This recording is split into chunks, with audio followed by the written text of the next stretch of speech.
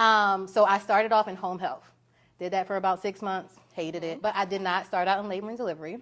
When I graduated, it was 2011, and that was during the recession. So there were no jobs available in the hospital. So most of my colleagues, they went to like waitress and stuff. Like I didn't know what I was doing. Yeah. And they didn't care. I was just a number to them. I was just going to the houses and filling that quota for them. Yeah. Because I think a lot of people who end up in these really amazing specialties like labor and delivery or NICU or PICU, a lot of us, especially as Black women, it's very hard for us to get into these specialties. That's number true. One. And then number two, we always think that sometimes you have to be uncomfortable and be depressed, anxious, miserable for a whole year in order to get somewhere else. So let's talk. But this is why I say labor and delivery is the hardest specialty. No bars. Do you agree? A lot of the new grads we have, they think, oh, we're going to hold babies all day. No. Girl. You're going to save babies all day.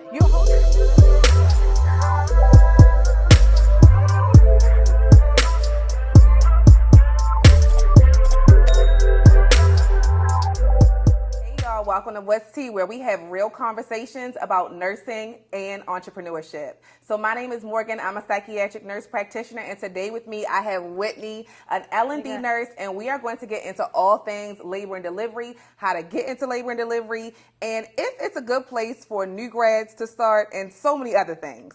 So thank you again for coming, Whitney. You're welcome. I'm Thank so you for excited. inviting me. Yes. So Whitney has delivered 2,500 babies in the course of her career already, which is crazy. So tell me what you love about L&D, what made you want to apply for it, and if that's where you started when you became a nurse. So I've always loved labor and delivery. I started off like when I was younger watching The Birth Story. I don't know if y'all remember that. Y'all might not be old enough for that, but The Birth Story used to come on Lifetime. I used to watch it. My grandma used to be like, what, you trying to have a baby? Like, no, I just was so intrigued by the process. So ever since then, I was like, I'm going to be a labor and delivery nurse. I thought I was going to be a midwife, but I was like, you know what? I'm just going to be a labor and delivery nurse. But I did not start out in labor and delivery. When I graduated, it was 2011, and that was during the recession. So there were no jobs available in the hospital. So most of my colleagues, they went to like waitress and stuff. And we had just graduated from an Ivy League school. I graduated from Drexel. And period. Yes. So I started off in home health. Did that for about 6 months. Hated it. Shout out to all the girls who do home health, but it was not for me. And then I was applying on Indeed to everywhere. Somebody hit me back, was like, hey, come interview. I'm nervous because they're like, come to a warehouse. And I'm like, okay, like I need a job, so I'm gonna come. But, right. But anyway, all that worked out good. It was a company with Johnson & Johnson. It was for insulin pumps. So I did that for about a year and a half. Yeah. I decided to take my talents to Atlanta. I moved from Philadelphia to Atlanta, and I started at Grady. That was my first hospital job. I did medsurg, which was crazy. If you know about Grady, it's rough. Girl, yes. It's the trenches. Yes, it is. So you see everything. So after I did my year and a half at Grady, I went to Northside, applied for the internship, got it, and that started my labor and delivery career. So let's normalize that when you were talking about you hated your first nursing job. Because that's real. So let's go back. That's a bar. It is. That's a bar. Because I think a lot of people who end up in these really amazing specialties like labor and delivery or NICU or PICU, a lot of us, especially as Black women, it's very hard for us to get into these specialties. Number one. And then number two, we always think that sometimes you have to be uncomfortable and be depressed, anxious, miserable for a whole year in order to get somewhere else. So let's talk about that, because you said you were only in home health for 6 months and then you immediately pivoted. Yes. So tell me, what about home health made you realize this is not for you? Okay, so as a new grad, I feel like most of us get stuck in this thing like we get a job offer, we're so excited, we're like, yes, I'm gonna take it, I'm gonna do good. But then you get into it and you be like, this is really not for me. Yeah. So when I first started home health, it was a new company. And basically they gave me a manual, said, here, you just graduated, so you should know what to do. And I'm just like, yeah, no, that's not how it goes. So they gave me this 90-year-old woman first, bed sores. They're like, oh, and I'm calling. So I had like resource. I'm calling. I'm like, I don't know what to do. They're like, just pack the wound. Didn't you do that in nursing school? I'm like, yes, I did that on a mannequin. but and not in with real a life. clinical This is somebody's instructor. life right Right. here. So after that, I was just like, you know what? They're putting me in a safe environment. I don't feel safe. I don't feel comfortable. And I'm not putting this other patient's life at risk because I don't know what I'm doing. I'm a new grad. And I can admit that. Like, I didn't know what I was doing. Yeah. And they didn't care. I was just a number to them. I was just going to the houses and filling that quota for them. Yeah. So I was like, you know what? Peace. So how did you transition, like, without having a year of experience into labor and delivery? So what was that thought process like? Were you nervous? Were you scared? And what advice would you kind of give to your younger self or other nurses who might be watching this and are in the exact same predicament, like hating their jobs where they're at? And haven't you been there a year? I know everyone gives you that spiel, like you have to stick for it for a year, you might like it. I would say if it's not, like, you know it's for you. You have to listen to yourself. And if you know deep down inside, like, this is not what I want to do, leave. Yeah. Like, of course I was scared and I was like, they're not going to hire me. But I did a bomb interview. The nurse manager, she was impressed. You know, I could tell her I could be an asset to her. Like, you really have to study the hospital, study the unit. Yes. Like, just really know, like, just let them make them know that this is what I want to do. This is my passion. Like, and I told her, I was like, one day I would love to have your job. Yes. So, like, and she was impressed by that. So. Yeah. And I think that's so key because if you just learn the mission and values of your hospital, I'm telling you, there are probably nurses watching this right now who don't even know the mission and values of where they work. At all. So think about, like, knowing things like that, asking the nurse manager questions like, you know, why is this your passion? Like, why do you love this unit? Tell me what you love about your job. What makes you excited to get up in the morning? Right. Asking people love talking about themselves. That's true. They do. Yeah, I remember my first interview. I was like, they were like, do you have any questions? I was just like, no. Ask. This next one, I was like, how can I advance my career here? How can I level up? How can I be charged like nurse? Like, I was asking all the questions. And they're like, this little brand new nurse? Yes. And you know what? Especially in this day and age, those questions are key because people want nurses, especially new nurses. A lot of them are having to go into these leadership positions. They're having to run charge because experienced nurses are leaving. So showing that initiative of the fact that you want to be in these positions is going to put you a mile ahead of anybody else. Exactly. Facts. So what is a day life in an L&D nurse? Like, what is your normal ratio? Like, what is it kind of like for you? Okay, so labor and delivery is split into 3 units. So you have labor and delivery, you have your triage, and you have your antepartum. Antepartum and triage is the only unit where you will have more than 2 patients. And it just depends on the acuity and how many people actually come in. Labor and delivery, you're only going to have a max of 2 patients. And when I say 2 patients, that's a mom and her baby. So it's essentially 4 patients. So typically you come in, get report on your patient. You make sure your baby is on good. We have fetal monitoring. So you just make sure, because sometimes mom's heart rate can be elevated. It could match baby. So you just want to make sure it's all in the same place. If you're at a teaching hospital, residents normally will check your patients, but if you're not in a teaching hospital, Northside was not a teaching hospital. So I would be responsible for seeing how far along mom is, dilated. So you definitely have to be comfortable with that. I had friends ask me like, you really put your hands where? You have to. Yes. How else are you going to know if she's dilated and how much? And that's the question you always get. How much am I dilated? And I'm like, I didn't check you yet. Let me check you and then I can find out. So then after that, you labor your patient, whether it's naturally or with medication. And if everything turns out good, you either have a successful vaginal delivery or you go for a C-section. Okay, so what's the scariest thing that you've dealt with or seen as a L&D nurse? Because for me, it would probably be the fact that, women can poop during childbirth. So, I mean, for me, that horrifying. Give me anything else. All right. Anything else? Yeah, so we have a saying in labor and delivery, what happens in labor stays in labor. Yes. So, if that happens, the mom will ask, like, I don't know what you're talking about. But Secret society. Yes, but the scariest thing for me would probably be like a PE or umbilical embolism. Oh, yes. Because you don't know when it's going to happen. And all I can say is just listen to your patient. I had this one patient, it wasn't my patient, I was helping out with a patient. This patient had like this impending doom upon her. She just felt like, she was just acting out saying, I'm going to die. I feel like something's happening. No one believed her. Even her husband was like, oh, she always acts like this. She acts crazy. But I always say your patient knows what's going on. Yeah. Of course.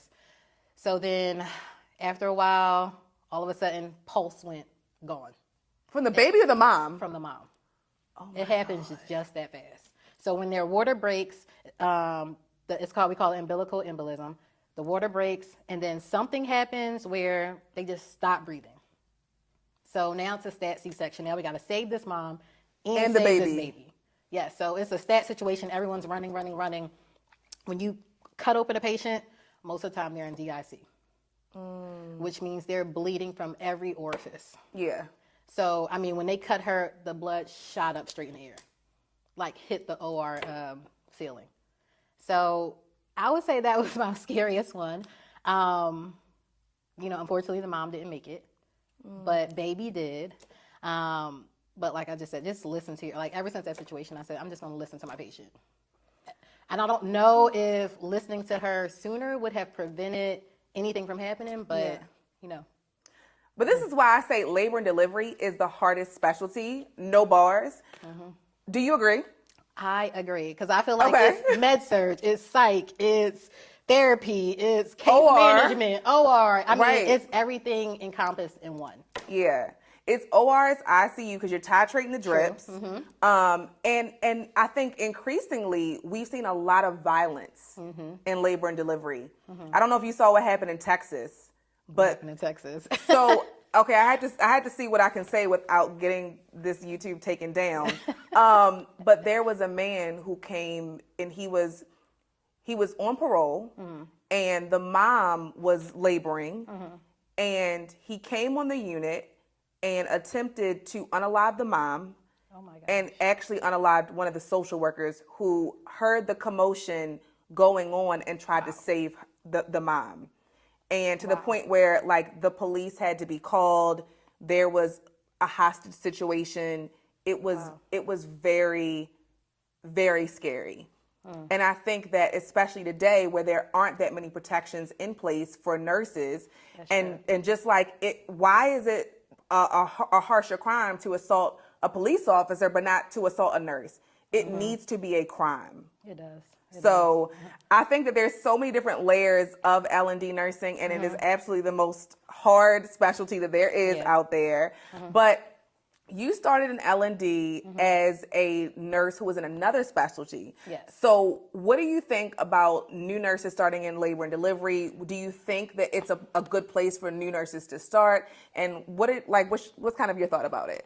I mean, I feel like it's all in your passion. Just going back to when you said it is a hard specialty, you have to realize you are starting somewhere where, you're in a specialty where you have to be responsible for somebody's life you never met, you never saw, you don't know what they look like, but you are responsible for this little person here. Yeah. And if anything goes wrong, you have to fix it. Yeah. It's not like, somebody else. No, you have to fix it. Yeah. The doctors are there probably 10% of the time. So, I mean, mentally, I feel like a lot of the new grads we have, they think, we're going to hold babies all day. No. Girl. You're going to save babies all day. You don't even get a chance to hold the baby. You don't, because once the baby comes out, NICU comes in. Right, yeah. NICU comes in, nursery comes in. After that, they're gone. Yeah. Yeah. Yeah. After that, after the baby comes out, I'm normally that's nice. Okay, what is this mom doing? Let me make sure she's not bleeding. Right. So, your main responsibility is to the mom. So the mom is your patient. Once the baby comes out, that's nursery and NICU's patient. I tell people all day, if you want to hold babies, go to nursery. But even though you're not going to be holding babies. That's true. Because there's literally so many. You're lucky if you get to have a bathroom break. That is true. So it's a no for me. So what training and education is kind of required to be a labor and delivery nurse? So they mostly hire BSN trained nurses. And then after you apply, some people I know have started in an externship just because it's so hard to get into labor and delivery. Yes. So they'll start off as the tech while they're in school, just doing simple tasks. And then they'll apply for the internship. I've even seen people that were in the externship didn't even get into the internship, which is crazy. Wow. But the internship is normally a 4 to 6 month process. You're with an experienced nurse most of the time, depending how well staffed the hospital is. And they basically just teach you the ropes. You have classes, you have stimulation classes, and 6 month process. So you think it's best to go into labor and delivery with a residency if you can? Yes, they will require it. You can't go in without Yeah. one. Yeah, you can't just hit the floor and be like, okay, I know how to do this. No, unless Yeah. you are a very experienced nurse. I just transferred from ICU back to labor and delivery, even though I did it for 13 years and I still got a 4-week orientation. But 4 weeks is kind of long for like It is right for now they're just like experience. tossing people in like sink or swim. No, I got 4 weeks. Wow. Because they want to make sure, and not only that, labor and delivery is the highest like lawsuit. Oh, I know, girl. That's So about they the wanna- malpractice. So the hospital want to make sure you know what you're doing before they put you out there, because that's their name on the line. Oh, and I can confirm because the malpractice for nurse midwives and OBGYNs is through the roof. It is. Yep. Oh my God. Oh my God. So what advice would you give to people who are interested in making that pivot to labor and delivery? Know that's what you really want to do. Shadow somebody, because they will let you shadow people. Yes. So if you know somebody, shadow them for a day, half a day, whatever your time schedule allows. Research it, know what the ins and outs, what you have to do. Make friends with the managers, make friends with the coworkers. Look, I make friends with the EVS, everybody. Just so everybody, you get familiar with everybody, because you never know who you may need. Yes. So I would just say do your research.